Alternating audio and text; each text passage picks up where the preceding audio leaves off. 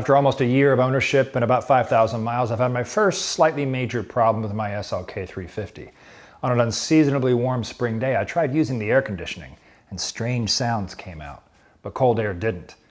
Who cares about air conditioning in a track-mostly car? Well, after a hot day on the track, I want to be able to turn on the cold air and enjoy the highway ride home for 5 or 6 hours.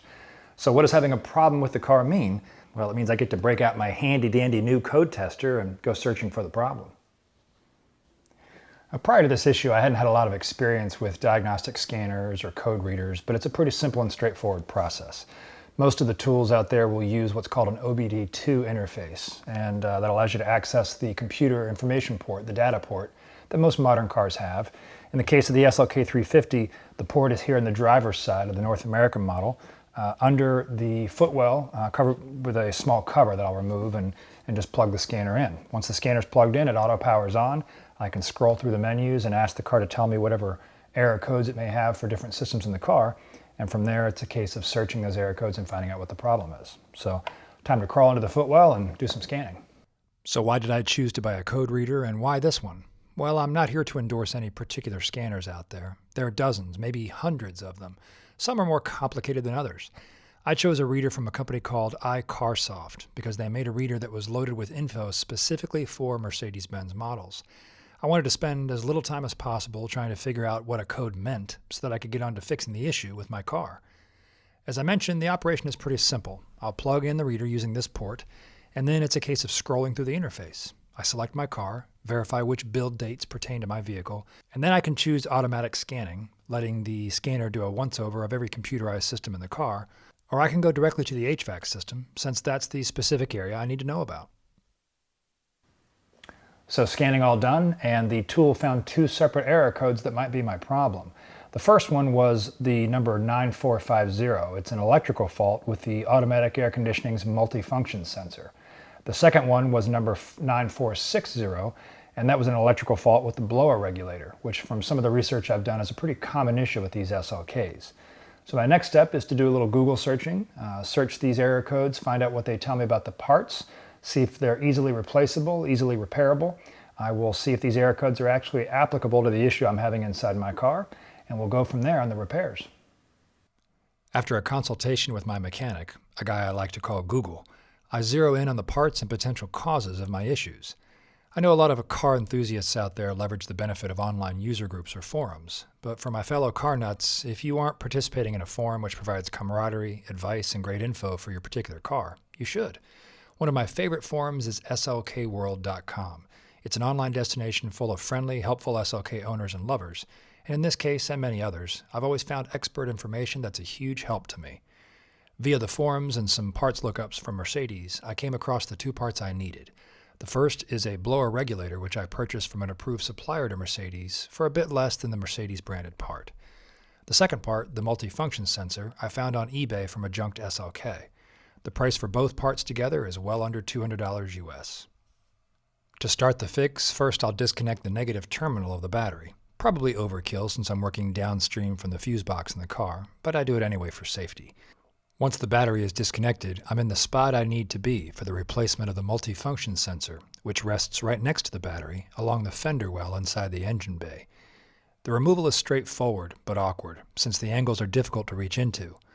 The old part comes out, the new one is clipped in, and the one wiring harness reattached. After I check to make sure all the clips are secure, that's one of my 2 repairs done. Well, that's it for the multifunction sensor. A couple of clips, attach it back into its location here on the inside of the fender well inside the battery compartment, reattach the electrical leads, and we're done. Pretty simple, less than 5 minutes. As I was installing that and looking through this area of the engine compartment in the SLK that's always fascinated me with its walled-off garden around the battery, I noticed a detail that I hadn't noticed before that tells me a lot about why the engine compartment in the SLK is designed the way it is. And there's this cover that I have had to take off every time I've ever disconnected the negative terminal of the battery. And it, upon first inspection is obvious that it takes moisture that comes out of this open grill in the hood of the SLK and directs the moisture down through the car's drainage system so it doesn't hit the battery. But there's this open portion in the back of the grill and a rubber gasket that seals to the hood. And I never really examined it to see exactly why Mercedes went through all the trouble of engineering this wall around the battery. And upon closer inspection, I noticed there is actually a port or an opening here at the back of the battery enclosure that is open to the blower fan for the air conditioning system. And the blower fan is actually visible through the engine compartment. There's a cover on that blower fan that engages or disengages based on whether or not you have the air conditioning or the heater on. And the location of that multifunction sensor, which is, among other things, an air quality sensor, being inside this area now makes sense to me. Mercedes is taking cold air through one of its open scoops here in the hood, which have always baffled me. One is open, one is closed. Almost like a forced air induction or a forced ram scoop on an old Pontiac GTO, but they don't serve the same purpose. And that fresh air from the outside of the car is coming up over the hood through this open mesh into this enclosure, which is sealed off. The air quality is measured by that sensor we just replaced, and then it passes through to provide fresh air into the cabin through the blower motor. So kind of a cool design that Mercedes has going on here, and now I understand why they went through all the trouble to put a wall around the battery.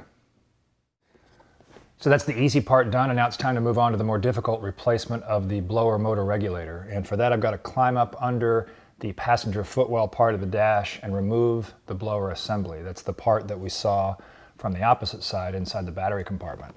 I not only want to replace this part, but I also want to inspect the blower assembly and the motor itself to see any evidence of water getting into that area of the car. The reason that happens sometimes, pretty commonly with SLKs, is the drainage channels at the bottom of the windshield can get plugged up with leaves, and that can cause water to overflow into this assembly. And if that happens, I'll see that on the plastic parts of the assembly, and I also may see some corrosion or seizing of the blower motor itself. And if that's the case, as indicated by the fact that this part has failed, I may have more than just this part to be replaced. I may have to replace the entire motor itself. So it's time to get in there and take a look. And now for the most uncomfortable part of the two repairs, contorting myself upside down into the tiny passenger footwell in order to reach the blower assembly. First comes removal of the panel which covers the under dash area, which is just the removal of a few T20 screws and should have taken 2 minutes. I ended up arm wrestling with the clip that holds the 12-volt power port mounted on the left side of the passenger footwell for almost 10 minutes trying to unclip it. But eventually I won and the panel came out. Next, it's time to get under the dash and remove the covers for the cabin air filter and the assembly for the blower motor. A big thank you to YouTuber PIP1714, whose own video showing the removal of this assembly was a big help to me.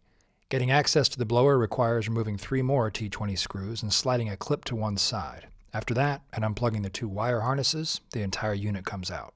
While under here, I couldn't resist poking my fingers up and through to the engine bay. I was so excited to finally know why those damn grills exist on the SLK's hood. Yeah, it's the little things.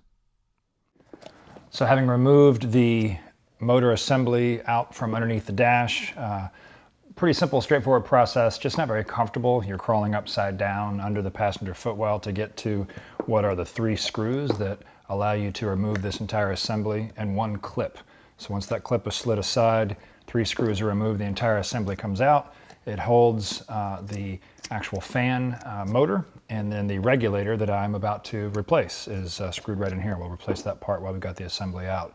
The motor, the fan appears to be moving smoothly. I don't really have any point of comparison to know if it should spin more freely than that, but I don't hear any binding, no grinding, no seizing. It doesn't seem like there's any corrosion on the inside of the unit. I believe these 3 rubber grommets, which hold the fan in place, can be popped out to remove the entire assembly. I don't see any corrosion. It appears to be spinning freely, so I'm not going to take that part of the motor apart. I'm going to cut my losses, pop in the new regulator, put the assembly back in, and see if everything operates the way it should. Replacement of the regulator is just the insertion of 2 screws and the plastic frame that holds it into the larger piece. Nice and easy. The wire harness for the regulator has 1 rounded and 1 squared end, so just pay attention to orientation when plugging it back in. Pop everything back in under the dash, and then it's time for a test. Hey, we have air!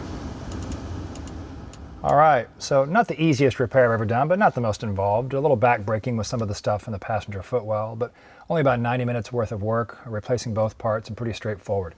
The code scanner absolutely sent me in the right direction. Totally worth having it. Highly recommended for anybody doing work on your own car. And as I said before, it's my first experience using one.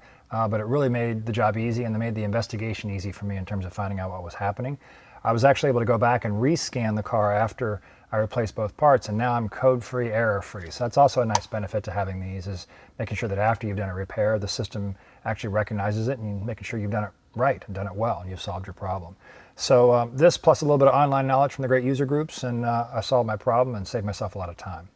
I look forward to sharing with you some more footage and learning from the track as the weather gets warmer and as I get back out there and continue my track journey. Or you might see me sooner than that if something else breaks on the car. But until then, as always, thanks for watching.